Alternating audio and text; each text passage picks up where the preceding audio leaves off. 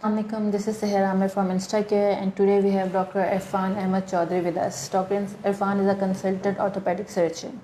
Assalamualaikum, sir. Walaikum salam. First of all, I'm very thankful to the InstaCare who have given me the opportunity to give some awareness, advanced techniques, problems.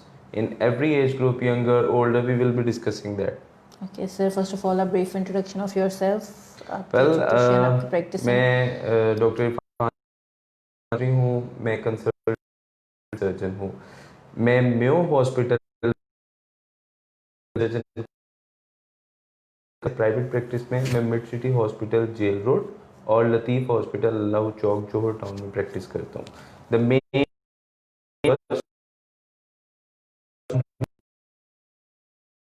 replacements and sports.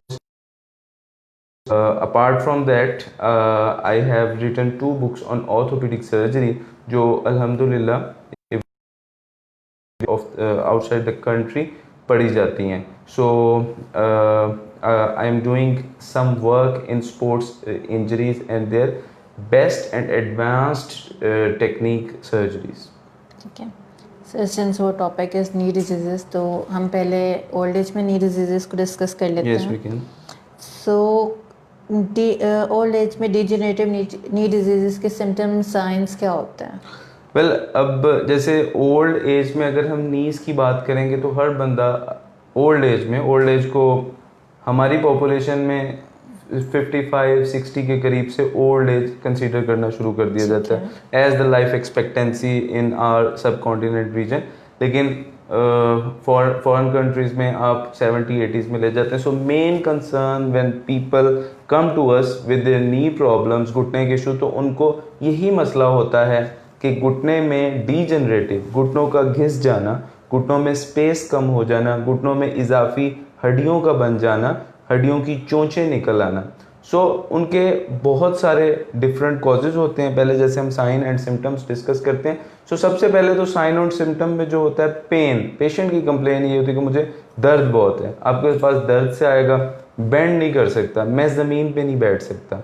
अगली complain वो करेगा कि उससे daily काम करते हुए थोड़े से इश्यूज हो रहे हैं. ज़्यादा देर बैठ के जब उठता है दर्द होती है, चलता है ज़्यादा नहीं चला जाता दर्द होती है, घुटना पूरा सीधा नहीं होता, घुटना पूरा इकट्ठा नहीं होता. सो बेसिकली घुटने में पेन की कंप्लेन, अपनी लाइफस्टाइल के लिमिटेशंस की कंप्लेन, और इसके अलावा तीसरी चीज़ के घुटने में स्ट्रक्चरल चेंजेस. वो कहेगा थोड़ा टेढ़ापन आ रहा है, इकट्ठा नहीं हो रहा, सीधा नहीं हो रहा. तो ये तो उसके सिम्टम्स हैं. फिर जब हम उसको एग्जामिन करते हैं, फर्स्ट उसका डायग्नोसिस क्या किस चीज़ से सफ़र कर रहा है. सो मोस्ट कॉमनली डायग्नोसिस में डीजनरेटिव, जिसको ऑस्टियोआर्थराइटिस ऑफ द नी कहते हैं, जिसके मल्टीपल कॉजेज होते हैं. लेकिन हम एक चीज़ ऑस्टियोआर्थराइटिस को ही डिस्कस करेंगे कि ऑस्टियोआर्थराइटिस होता है, फिर नी के मुख्तलिफ हिस्से होते हैं, कंपार्टमेंट्स होते हैं. जैसे घर है, घर के मुख्तलिफ हिस्से हैं, लाउंज है, कमरा है और किचन है. इसी तरह नी के 3 कंपार्टमेंट्स हैं. कुछ के तीनों कंपार्टमेंट इन्वॉल्व होते हैं जो एक एडवांस्ड स्टेज है, कुछ का एक कंपार्टमेंट, कुछ के 2 कंपार्टमेंट. सो जब हम देख लेते हैं कि इस पेशेंट को ऑस्टियोआर्थराइटिस है, हम देखते हैं कि कितनी लिमिटेशन है, और फिर हम देखते हैं कि इसका ग्रेड कौन सा है. 4 ग्रेड्स होते हैं जिसमें हम क्वांटिफाई करने के लिए अपना एग्जामिनेशन और फिर एक्सरे करवाते हैं. सो ग्रेड 1 और 2 में फिर इसी तरह ट्रीटमेंट डिफरेंट आ जाता है, 3 और 4 में डिफरेंट आ जाता है. लेकिन आज हमने बात करनी है कि दुनिया जिस तरह एडवांस हो रही है, और उसी तरह हम अपनी प्रैक्टिस में, मैं अपनी प्रैक्टिस में सबसे एडवांस्ड ट्रीटमेंट जो है पेशेंट्स को दे सकते हैं, वो कैसे दे सकते हैं. क्योंकि ऑर्थोपेडिक सर्जरी एक ऐसी फील्ड नहीं है कि हम किसी आईसीयू पेशेंट को संभाल रहे हैं. हमारा मकसद, एक ऑर्थोपेडिक सर्जन का मकसद, जो मैं चाहता हूँ आवाम को भी बताना, जो अभी तक पाकिस्तान में लोग अंडरस्टैंड नहीं कर सके, कि हमारा मकसद ये है कि हम क्वालिटी ऑफ लाइफ को बेहतर करें. If you are having pain after surgery, if you are having pain after getting treatment for us, then we are of no use. हमारा तो फिर कोई उसमें कमाल नहीं है ना. हड्डी को अगर हम आपको पेन फ्री नहीं कर सके, सो उसके लिए मुख्तलिफ तरीक़ाकार होते हैं. ठीक है सर, हमने साइंस एंड सिम्टम्स डिस्कस कर लिए. इनको हम प्रोग्रेस करने से कैसे रोक सकते हैं? बिल्कुल. प्रोग्रेशन जो है, प्रोग्रेशन के लिए एक तो सबसे पहले जो सुन रहे हैं, फिर उनकी उम्र ज़रा 60 साल से थोड़ी कम होनी चाहिए. सो प्रोग्रेशन ऐसा ही है कि आप अपना थोड़ा सा लाइफस्टाइल हेल्दी रखें, वॉक को एक कंपल्सरी पार्ट अपनी लाइफ में बनाएं और ब्रिस्क वॉक, जॉगिंग, इस चीज़ को एक कंपल्सरी पार्ट कि आप अपने दिन का हाफ आवर टू 1 आवर अपनी ज़ात के लिए रखें। उसके अलावा डाइट हेल्दी रखें। हेल्दी डाइट के लिए हमें कोई बहुत, अब मज़े की बात ये कि हेल्दी डाइट ज़्यादा सस्ती डाइट है, इकोनॉमिकल डाइट है, और अनहेल्दी डाइट एक्सपेंसिव डाइट है।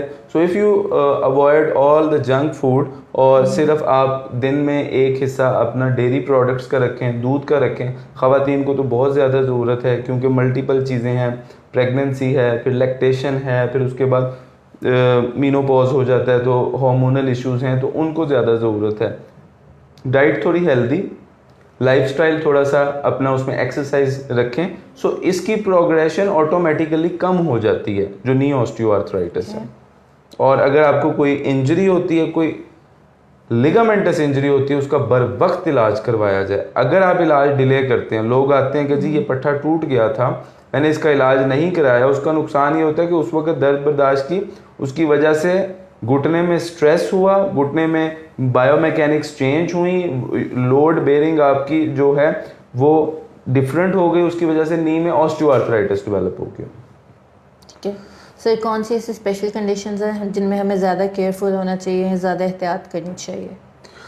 देखिए, देर आर डिफरेंट थिंग्स जिसमें हमें ज़्यादा एहतियात करनी चाहिए। कि अगर तो अब आपको, जिसको मैं कहूँगा वार्निंग साइंस हैं, और वार्निंग साइंस ऐसे होंगे कि अब आप 60s में और आपको ऐसी पेन है जो बर्दाश्त से बाहर है, सो इट एज पे चले गए ऑस्टियोआर्थराइटिस की, अपनी लाइफ को मिजरेबल ना करें and contact an orthopaedic surgeon who is specialist in joint replacement and managing these disorders. और किसी भी किस्म की कोई हकीमी मेडिकेशन या किसी भी किस्म की इसमें स्टीरॉयड से अवॉइड करें, जो पूरी दुनिया में इस वक्त बैन हो चुका है कि नीज़ में स्टीरॉयड नहीं देना। बट हमारे यहाँ पे अभी भी बहुत ज़्यादा प्रैक्टिस है कि लोग, कई तो खुद डिमांड कर लेते हैं जी नी में स्टीरॉयड लगाएं। वो आपको 10-15 दिन तो ऐसा रिलीफ देते हैं कि आपको बिल्कुल दर्द नहीं है, बट लेटर ऑन जो अंदर तबाही मचाते हैं घुटने के अंदर, जो स्टीरॉयड का इंजेक्शन है, वो फिर कंट्रोल करना उसको बहुत मुश्किल हो जाता है। तो सर, जिन्हें ऑलरेडी स्टीरॉयड का इंजेक्शन लग चुका है तो अब वो क्या कर सकते हैं? अगर जिनको ऑलरेडी स्टीरॉयड का इंजेक्शन लग चुका है, देन वी हैव टू सी कि उसने कितनी तबाही की है। सो अब मतलब अगर आप पूछ रही हैं कि मैनेजमेंट, तो पेशेंट अगर आप हमारे पास आया, फॉर एग्जांपल एक पेशेंट आ गया, सो उसकी कंप्लेन है पेन है, सीढ़ियाँ चलने में मसला है, और जी डेली काम नहीं हो रहा है, नमाज नीचे बैठ के नहीं पढ़ी जा रही, फिर उसको एग्जामिन किया जाएगा, देखा जाएगा उसकी लिमिटेशन कितनी है, उसकी फ्लेक्शन में कितना मसला है, उसका एक्सटेंड कितना नहीं हो रहा, उसके कौन से लिगामेंट ठीक है नहीं है, और उसके कितने कंपार्टमेंट्स इन्वॉल्व हैं। ये एक अच्छा ऑर्थोपेडिक सर्जन, एक अच्छा ऑर्थोपेडिक क्लिनिशियन आपको क्लिनिकल एग्जाम पे बता देगा भाई आपके 3 कंपार्टमेंट्स इन्वॉल्व हैं, ये मसले, then we will go for the x ray.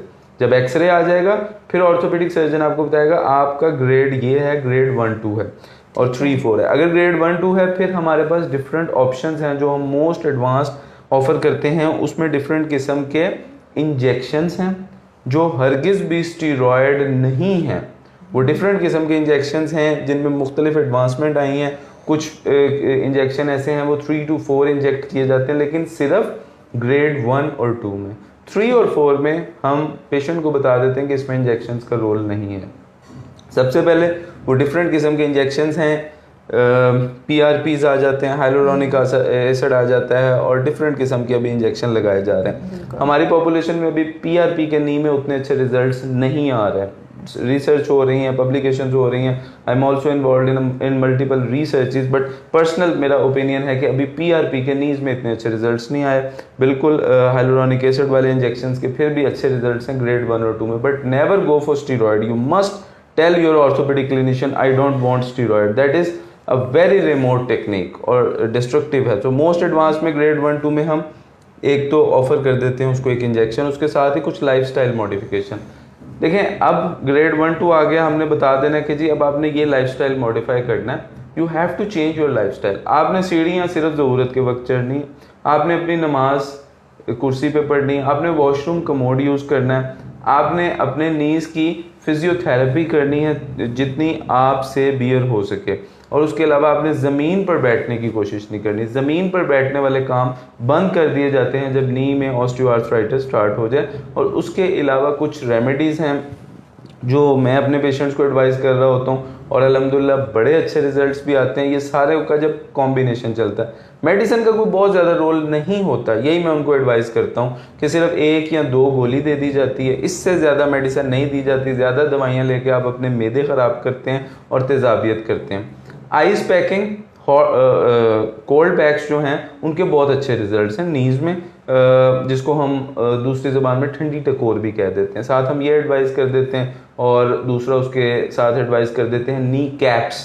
Knee caps different तरह के मार्केट में मिलते हैं, सो अच्छे वाला नी कैप पहन के आइस पैकिंग करके ग्रेड 1, 2 को हम इस तरह मैनेज कर देते हैं। जब ग्रेड 3, 4 आ जाती है, फिर हम पेशेंट का लाइफस्टाइल देखते हैं, पेशेंट की डिमांड देखते हैं, पेशेंट की पेन की शिद्दत देखते हैं। अगर उसकी पेन बहुत ज़्यादा है और पेन बर्दाश्त से बाहर है, देन वी ऑफर हिम कि आपको अब मोस्ट एडवांस टेक्नोलॉजी जो है total knee replacement, unicompartmental भी है और टोटल नी रिप्लेसमेंट भी है। यूनी कंपार्टमेंटल में सिर्फ एक साइड का आधा घुटना डाला जाता है, और टोटल नी रिप्लेसमेंट में टोटल नी रिप्लेस किया जाता है, और उसके 97% सक्सेस रेट्स हैं।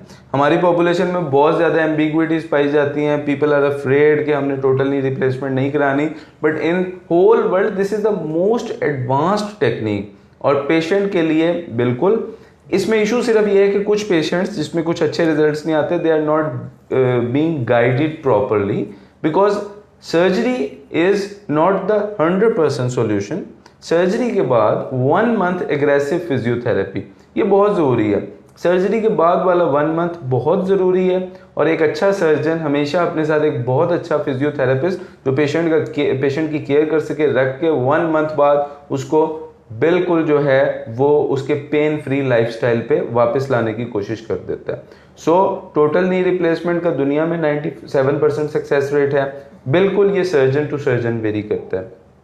कुछ रिजल्ट्स आर्थ्रोप्लास्टीज के, जॉइंट रिप्लेसमेंट्स के आप मेरे फेसबुक पेज पे भी देख सकते हैं कि कैसे हम पेशेंट्स को मैनेज करते हैं शुरू से लेके एंड तक, और कैसे उसके अच्छे रिजल्ट्स हैं। और दूसरी तरफ ये आ जाती है कि हर पेशेंट भी टोटल नी रिप्लेसमेंट का कैंडिडेट नहीं होता। जैसे मैंने आपको बताया कि पेशेंट का लाइफस्टाइल कैसा है, पेशेंट की पेन कैसी है, और हमारी पॉपुलेशन में मैंने कुछ चीज़ें देखी हैं कि समटाइम्स आई फील सरप्राइज कि पेशेंट्स की एक्सरे और पे पिक्चर बहुत ज़्यादा ख़राब होती, but he is pain free. अगर आप पेन फ्री हैं और अपने काम कर रहे हैं, चाहे एक्सरे पे ग्रेड 4 है, I will never go for total knee replacement, because हम एक्सरे का इलाज नहीं करते, हम मरीज का इलाज करते हैं। बिल्कुल। तो सर आप किस तरह एक्सेस करते हैं कि पेशेंट कौन से लेवल पर है और उसकी नी की करंट कंडीशन क्या है?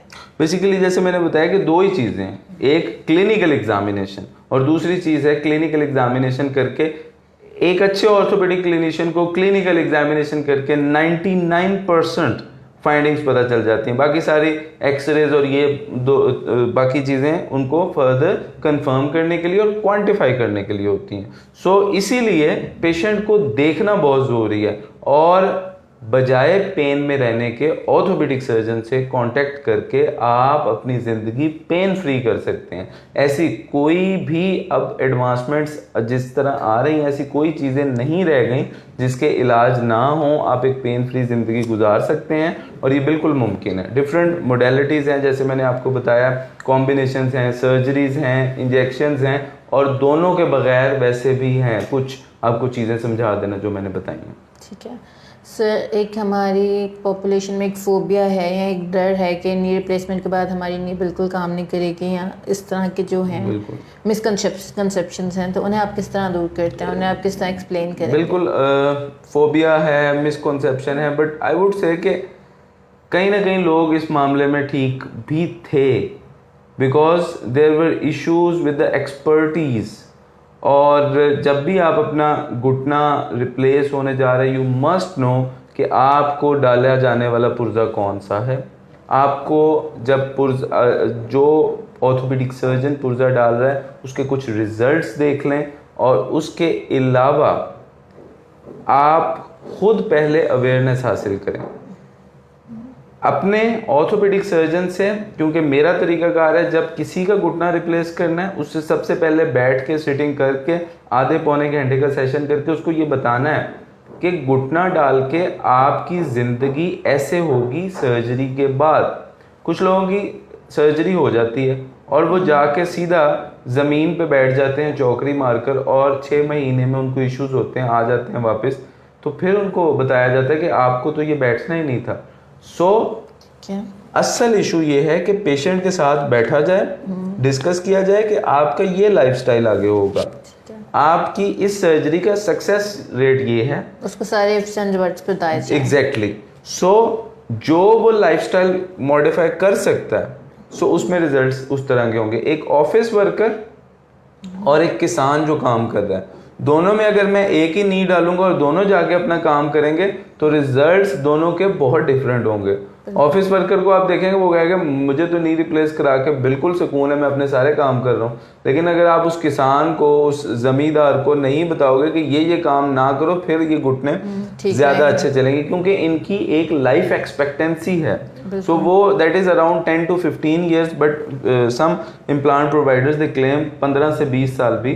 सो there are different issues, but अल्हम्दुलिल्लाह जिन पेशेंट्स का हम करते हैं हम उनको अपने दूसरे पेशेंट से भी मिलाते हैं और they are living pain free life. असल मकसद ही ये है कि जो घुटनों की पेन है और आपका लाइफस्टाइल है वो नॉर्मल पे लाया जाए, और ये मोस्ट एडवांस टेक्नोलॉजी से फोबिया या किसी किस्म का डरने की हरगिज़ कोई ज़रूरत नहीं है। ठीक है, ये हमने डिस्कस कर लिया। और मैं अब हम यंगस्टर्स की तरफ आते हैं। बिल्कुल, कि खेल तो पहले भी खेले जाते थे, अब भी खेले जाते हैं, तो आज के टाइम में ऐसा क्या चेंज है या ऐसा क्या डिफरेंस है कि हमारे यंगस्टर्स को या स्पोर्ट्स प्लेयर्स जो हैं आज हमारे यंग, उनमें ज़्यादा इंजरीज होती हैं, स्पेशली नी इंजरीज और एंकल स्प्रेन वगैरह? बिल्कुल, basically with passing years advancement और ये सारी चीज़ें आई हैं, तो कुछ अब जो चीज़ें पहले अनडायग्नोज चली जाती थी, so we are able to diagnose these cases before going to very young population. यहाँ एक जो दरमियान वाला पॉइंट है जो मैं अपनी प्रैक्टिस में देखता हूँ कि फीमेल्स जो हमारे पास हाउसवाइफ्स और ऑफिस वर्कर्स 40, 45, 35 इस एज में जो आती हैं उनको कुछ इश्यूज नीज के हो जाते हैं, लिगामेंट की इंजरी हो जाती है थोड़ी बहुत ट्विस्टिंग से, हल्का सा ट्विस्ट हुआ और ऐसी ट्विस्टिंग होती है कि बाजू का तो उनको याद भी नहीं होती। बिल्कुल, बेसिकली अल्लाह ताला ने डिज़ाइन बॉडी ऐसे की है फीमेल की कि उसमें लैक्सिटी ज़्यादा होती है। बहुत सारी स्टडीज़ हुई हैं मेल और फीमेल की बॉडीज़ को कंपेयर करके, जब उनके जॉइंट्स को देखा गया तो फीमेल की बॉडी में अल्लाह ताला ने लचक ज़्यादा रखी है, लैक्सिटी ज़्यादा है। सो इसी वजह से नीज की, अगर मैं भाग रहा हूँ और एक फीमेल भाग रही है तो उसके नी के लिगामेंट की इंजरी होने के ज़्यादा चांसेस हैं। हमारी हाउसवाइफ्स जिनका बहुत ज़्यादा सीडेंट्री लाइफस्टाइल है, घर ही रहता है, कोई ज़्यादा वॉक शॉक नहीं करनी, उनको जब हल्की सी ट्विस्ट हो तो उनके नी में स्पेशली मिनिस्कल इंजरीज मैंने बहुत ज़्यादा देखी हैं। और पेशेंट की कंप्लेन क्या होती है फीमेल की कि मैं सीढ़ियाँ चढ़ रही थी या मैं कोई काम कर रही थी और मेरा घुटना थोड़ा सा मुड़ा, उसके बाद से पेन स्टार्ट हो गई। ठीक है, और 70-80% केसेस में स्वेलिंग भी हो जाती है एक दिन बाद, अगर तो मेनिस्कल इंजरी है। फिर उनका घुटना एक खास पोजीशन में लॉक हो जाता है, कुछ का लॉक नहीं होता, कुछ को क्लिक आना स्टार्ट हो जाती है। जिनका लॉक होता है उनका एक खास पोजीशन में लॉक हो जाता है और फिर वो थोड़ा सा लंगड़ा के चलती हैं कुछ अरसे के लिए, जो वो और बहुत ज़्यादा पेन होती है। ऐसे केसेस में इसका और उनकी कंप्लेंट्स होती है कि जी ज़्यादा देर बैठ के उठी हैं तो दर्द है, नमाज वाली पोजीशन में जा रही हैं तो दर्द है, घुटना पूरा सीधा नहीं हो रहा या घुटना पूरा इकट्ठा नहीं हो रहा। ऐसे केसेस में मेनिस्कल इंजरी उनकी हो गई होती है और यही डायग्नोसिस होता है और ये क्लिनिकल एग्जामिनेशन पे पता चल जाता है। एंड सॉरी टू से बहुत सारे मरीज मैंने ऐसे देखे हैं जो अनडायग्नोज जाते हैं और फिर हम उनको बताते हैं कि जी आपका तो मेनिस्कस डैमेज है, और अगर वो उस वक्त इलाज ना किया जाए तो वो चला जाता है ऑस्टियोआर्थराइटिस, अर्ली ऑस्टियोआर्थराइटिस की तरफ, घुटने की और बर्बादी हो जाती है। और उसका उस वक्त इलाज की होल सर्जरी बगैर किसी कट के चीरे के, हम कैमरे से ऑर्थ्रोस्कोप डाल के वो जो आपका मेनिस्कस होता है, डेड पार्ट होता है, उसको निकाल देते हैं। और ये ऐसी सर्जरी है, आप मेरे पेज पे भी देख सकते हैं, ये ऐसी सर्जरी है कि सुबह सर्जरी हुई है और पेशेंट 3 से 4 घंटे बाद बिल्कुल पेन फ्री होकर अपने पाँव पे जाता है, कोई स्टिच नहीं लगता है इसमें, आर्थ्रोस्कोपिकली हम करते हैं। ऑर्थ्रोस्कोपी एक ऐसी मोस्ट एडवांस टेक्निक है जिसमें अब मैं यंगर पॉपुलेशन की तरफ जब जाऊंगा आपको बताऊंगा कि कितने ही लिगामेंट्स हम बगैर किसी इंसिजन के देते हैं और कैसे हम लाइफस्टाइल की तरफ वापस लाते हैं। लेकिन ये जो फीमेल पॉपुलेशन, ये जो 35, 45, 50 तक है, इनमें जो मेनिस्कल इंजरीज हैं इसको बिल्कुल इग्नोर नहीं करना चाहिए। जो मैंने सिम्टम्स बताए ऐसा हो फौरन अपने ऑर्थोपेडिक क्लिनिशियन से रब्ता करें। देन क्लिनिकल एग्जामिनेशन पे 99% पता चल जाता है और कंफर्मेशन के लिए MRI करवा के फिर 50 to 60% केसेस में आर्थ्रोस्कोप की ज़रूरत पड़ती है। बाकी केसेस में खुद भी ठीक हो जाता है, लेकिन खुद ठीक होने के लिए पूरा एक प्रोटोकॉल हम देते हैं कि ये आपने करना है, ये नहीं करना, और फिर ये चीज़ें सही होंगी।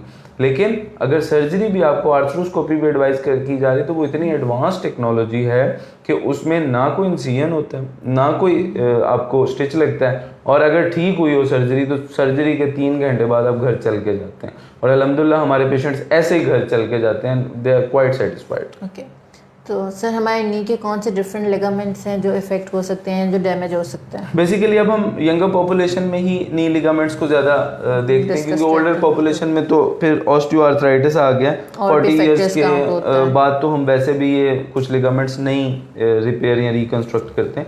सो नी में डिफरेंट लिगामेंट्स हैं।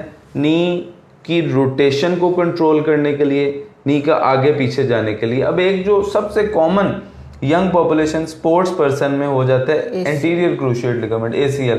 You must be knowing it कि ACL की जो इंजरी है ना, और पेशेंट की कंप्लेन क्या होती है? पेशेंट की कंप्लेन होती है कि जब अनइवन सरफेस पे चलता हूँ तो घुटना निकलने लगता है, सो अब ACL का, जब ACL की इंजरी हो गई है, अब ACL क्या करता है कि अगर इसको प्रोलॉन्ग किया जाए तो वो मेनिस्कस पे इंजरी कर देता है और उसकी वजह से पेन होती है। अगर अकेला ACL है तो आपको पेन कभी नहीं होगी, अगर ACL के साथ मेनिस्कस आ गया फिर आपको पेन होगी। सो उसका मतलब होता है 2 लिगामेंट्स। और ACL की जो ट्रीटमेंट है, अब दुनिया में मोस्ट एडवांस टेक्निक आ गई है जो ऑर्थ्रोस्कोपी है।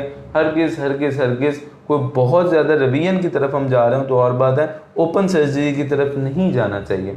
और हैमस्ट्रिंग टेंडन्स हम लेते हैं, पेशेंट के अपने ही टेंडन्स लिए जाते हैं, और एंडो बटन, अब स्क्रूज भी नहीं होते, एक स्क्रू डाला जाता है जो एब्जॉर्बेबल स्क्रू है और एक एंडो बटन डाल दिया जाता है और पेशेंट को रिहेबिलिटेट किया जाता है और बैक टू स्पोर्ट्स। अल्हम्दुलिल्लाह 3 months में हम पेशेंट को बैक टू स्पोर्ट्स लेके जाते हैं। बट येट अगेन सर्जरी 100% हल नहीं होती। हम फिजियोथेरेपिस्ट को ऑन बोर्ड लेके उसके साथ लेजॉन करके 3 month अच्छी ट्रेनिंग करवा के then we send our sports person back to his sports. मेरे पेज पे इसी तरह इनकी भी कुछ वीडियोस हैं। हमारे पास जिमनास्ट काफ़ी ज़्यादा आए थे और अल्हम्दुलिल्लाह वो अपनी एक्टिविटीज़ बिल्कुल 100% उसी तरह परफॉर्म कर रहे हैं। सो ACL की जो इंजरीज हो गई, PCL की इंजरीज हो गई, मेनिस्कस की इंजरीज हो गई, ये ऐसी हैं जिनको बर वक्त कराया जाए और मोस्ट एडवांस टेक्नोलॉजी जो कि आर्थ्रोस्कोपी है उससे करवाया जाए तो फिर उसके रिजल्ट्स भी उस हिसाब से एक्सीलेंट आते हैं। ओके, तो सर ऐसी कौन सी स्टेज है जहाँ पे हमें अपना इन यंग जनरेशन कि उन्हें ऑर्थोपेडिक को कंसल्ट करना चाहिए? मतलब बिल्कुल आपको ज़रा सी नी पेन है तो फिर वो डायरेक्ट ऑर्थोपेडिक सर्जन के पास तो नहीं जाते, यूजुअली जनरल फिजिशियन पे जाते हैं। बेसिकली एक तो हिस्ट्री ऑफ ट्रॉमा कोई ना कोई हो जाती है। स्पोर्ट्स पर्सन है उसको तो पता होता है, नहीं है स्पोर्ट्स पर्सन तो उनको हिस्ट्री ऑफ ट्रॉमा, ट्विस्टिंग, उसके बगैर अगर नी पेन स्टार्ट हो गई है और वो सेटल नहीं हो रही, अगर आपने जनरल प्रैक्टिशनर को दिखाया नहीं हो रही, कुछ अर्सा लग गया तो फिर तो आप दिखाएं। ठीक है। पेन है तो जैसे मैंने कहा वो डिफरेंट चीज़ें हो सकती हैं, कोई ऑस्टियोकॉन्ड्रल डिफेक्ट हो सकता है, कोई मेनिस्कल इंजरी हो सकती है, कोई ट्रॉमा की वजह से ऑस्टियोकॉन्ड्रल डिफेक्ट फॉरेन बॉडी बन के वहाँ पे कुछ कर रहा होता है, पैटेलोफेमरल जॉइंट के इश्यूज हो सकते हैं, और ये तो पेन के साथ सिम्टम्स हैं। और अगर आपका नी की ऐसी कंडीशन है कि जी मैं ऊपर नीचे अनइवन सरफेस पे चलता हूँ तो घुटना निकलता है, तो फिर वो ACL PCL की इंजरीज की तरफ आ जाता है। और घुटने में स्वेलिंग अगर हुई है, अब आपको चोट लगने के बाद, स्पोर्ट्स पर्सन है या किसी को भी एकदम स्वेलिंग हुई, then you must consult orthopaedic surgeon. हमारे पास बहुत से पेशेंट 1.5 साल बाद आते हैं कि जी हमें चोट लगी थी, स्वेलिंग हुई थी, हमने जरा से इलाज करा लिया या किसी ऑर्थोपेडिक के पास गया, उनका ACL एवल्स होता है, बीच में टिबियल स्पाइन है, लिगामेंट जिस बोन से लगा है वो एवल्स हुआ है, उसको कंजर्वेटिवली मैनेज किया, अब वो 1.5 साल बाद आ गया कि जी मुझसे तो एक्टिविटीज़ नॉर्मल कैरी आउट नहीं होती, फिर हमें ACL रिकंस्ट्रक्ट करना पड़ता है, जो कि उसी टाइम ऑर्थ्रोस्कोपी के लिए एक छोटा सा पेच लगा के उसका बिल्कुल ठीक हो जाना था। सो ऑर्थोपेडिक सर्जन का, स्पोर्ट्स सर्जन का ओपिनियन लाजमी है, ताकि आप ज़िंदगी में आगे मसाइल से बचें। क्योंकि ये जो लिगामेंट्स जब डैमेज होते हैं ना, तो ये जो हमारे क्वाड्रिसेप्स हैं, क्वाड्रिसेप्स मसल्स की एट्रोफी इतनी जल्दी हो जाती, मैंने पेशेंट्स में 3-3 महीनों में दोनों साइड पे आपको 2-3 सेंटीमीटर का फर्क आना स्टार्ट हो जाता है। अच्छा। सो इस कदर क्वाड्स एट्रोफी हो जाती है, और क्वाड्स की स्ट्रेंथनिंग करना फिर कोई आसान काम नहीं है। फिजियोथेरेपिस्ट को बहुत मेहनत फिर करनी पड़ती है उस पर। ठीक है, तो सर आप इसको आर्थ्रोप्लास्टी को किस तरह से एक्सप्लेन करेंगे, क्या है और इसमें किस तरह से होती है ये? हाँ, आर्थ्रोस्कोपी, जो आर्थ्रोस्कोपी है basically this is most advance technology. इसमें होता ये है कि हम की होल इंसिजन देते हैं, मतलब वो स्टैब सिर्फ इंसिजन है, जो कि 0.5 सेंटीमीटर का एक, और दूसरा दूसरी साइड पे।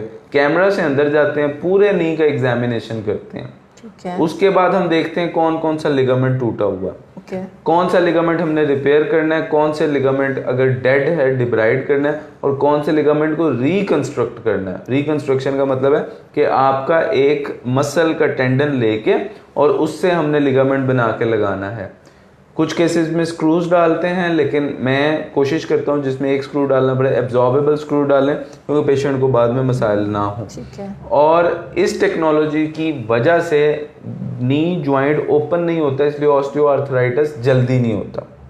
ऑस्टियोआर्थराइटिस आपका नहीं होगा इसकी वजह से, और आप एक अच्छा अपना नी लेके स्पोर्ट्स में वापस जाएंगे।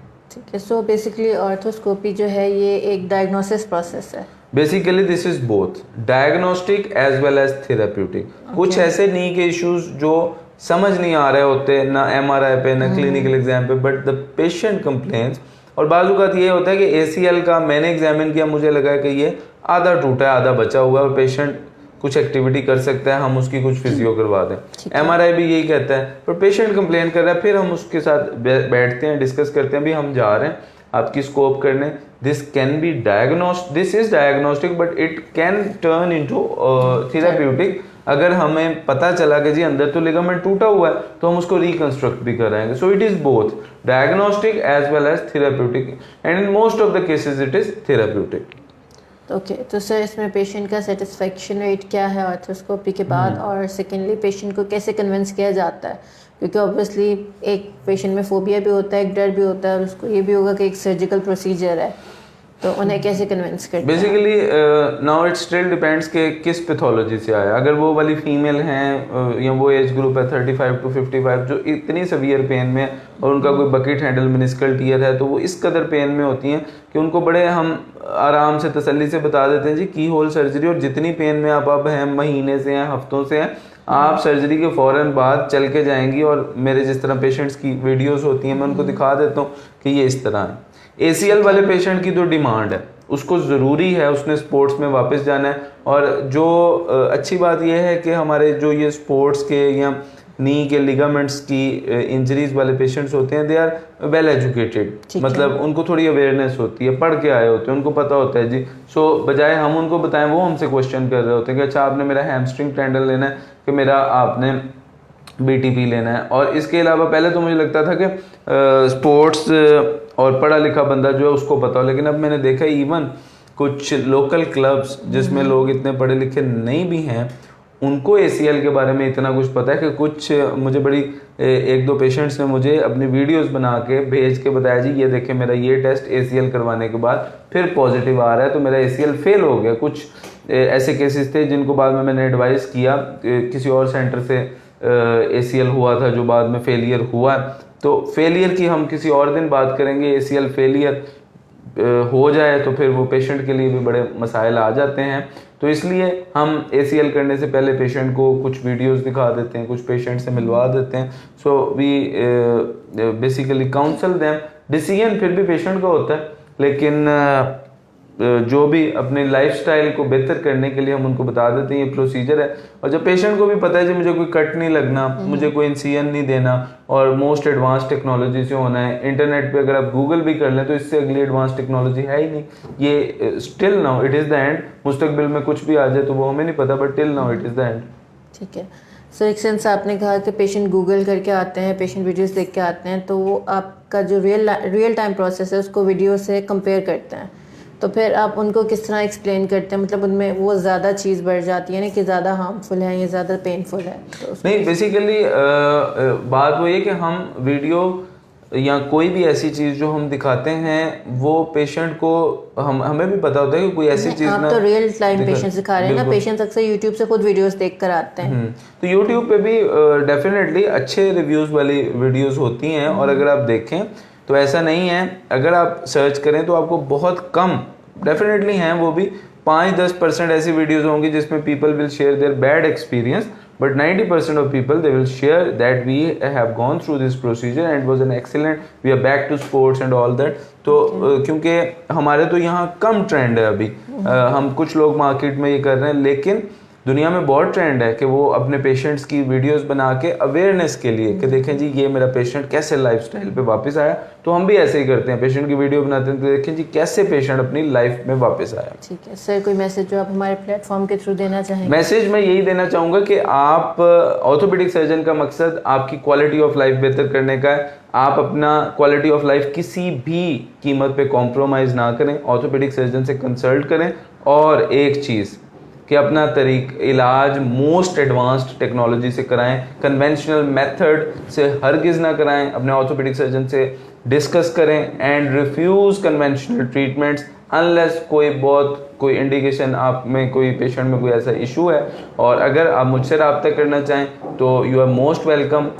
आई practise in Mid city hospital, jail Road and Latif hospital, Allah Chowk, Johar Town. Okay, thank you so much. Thank you so much.